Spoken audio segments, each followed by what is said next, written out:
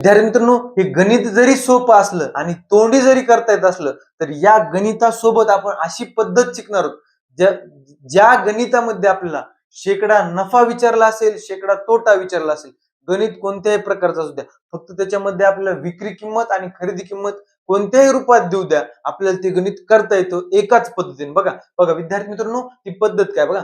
पहिल्यांदा घ्यायची विक्री किंमत. विक्री किंमत घ्यायची जशा तशी भागिले खरेदी किंमत आणि गुणिले 100 करायचं.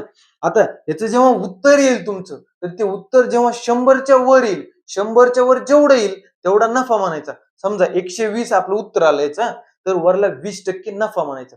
आणि समजा तुमचं उत्तर आलं 95, तर 95 100 पेक्षा कितीने कमी? 5 न. 5% तोटा म्हणायचं. कमी म्हणलं की तोटा. तेच आपण करूया बघा. हे गणित तसं तोंडी करतात बघा. खरेदी किंमत किती? 10 रुपयाला 5 म्हणजे खरेदी आहे त्याची 2 रुपयाची.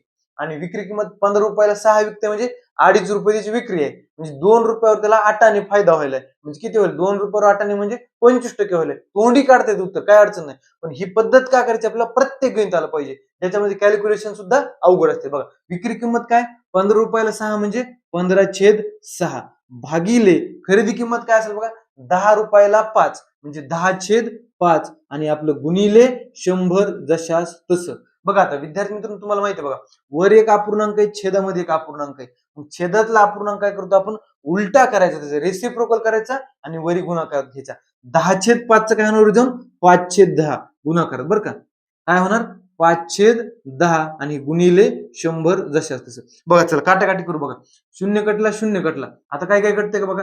3 दुनी 6, 3 5 15. पुन्हा बे 1 बे, बे 5 10. किती आलं बघा? 5 गुणिले 5 25, 25 5 1,600. किती आलं? 1,600. मग विद्यार्थी मित्रांनो, मी काय म्हणलो होतो आठवा, 100च्या वर जेवढं येईल, वर येईल त्याला नफा म्हणायचं. वर येईल. मग काय झाला? हा नफा झाला. किती आहे 100च्या वर? 25 म्हणजे 25% नफा.